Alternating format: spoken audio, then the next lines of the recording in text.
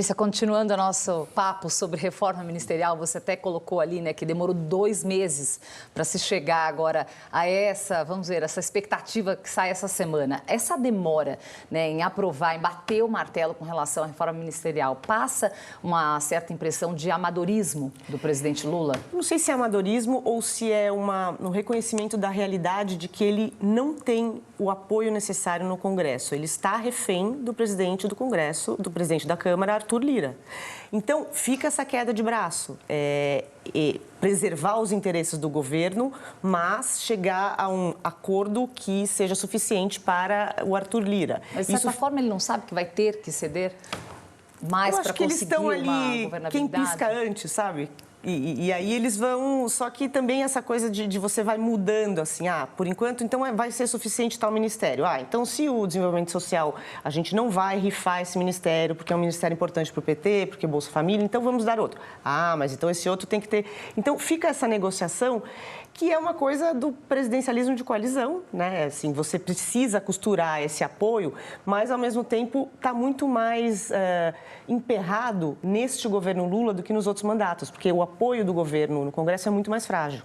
Agora, eu queria saber do Tass, que aposta você faria, Tass? O Lula vai conseguir negociar ministérios e impor vantagens do governo sobre o parlamento e conseguir a tão esperada governabilidade? Ninguém pode negar que o Lula é craque nesse tipo de negociação. E é o que ele está fazendo. Inclusive, um dia desse, ele fez até uma explicação didática de que por que ele negocia com o Centrão. E, como sempre, tem uma lábia muito boa, lábia no sentido, enfim, de bom comunicador que ele é, dizendo o seguinte: não, eu não negocio com o Centrão. Eu negocio partido por partido. É um jeito, inclusive, assim, digamos, otimista de ver a democracia. Você tem que negociar com todos os partidos e eu quero que todos eles participem do governo.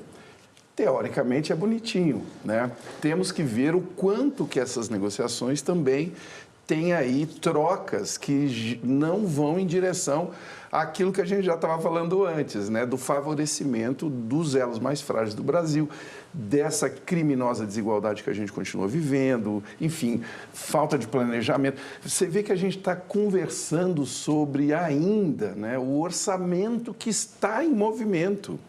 Não é isso? O orçamento está em movimento, alguns projetos estão em movimento, tudo funcionando meio na gambiarra, igual aquele carro que você vai lá, ao invés de resolver o problema, você tem que botar uma fita isolante, assim, amarrar a biela, né? Um negócio assim. Eu sei que você não tem esse problema, Karen, porque você tem carros excelentes. Imagine, né? Mas o que eu quero dizer é o seguinte: o Brasil, ele funciona numa gambiarra, né? De um jeito, não, é só para ficar mais claro o exemplo para o telespectador. E é uma brincadeira, evidentemente, mas assim, o Brasil funciona numa gambiarra que você vê que não é consertada, né? Não é falado de uma maneira clara, com transparência, e aí tem que negociar mesmo, com o Centrão, ou com cada partido de uma vez que forma o Centrão.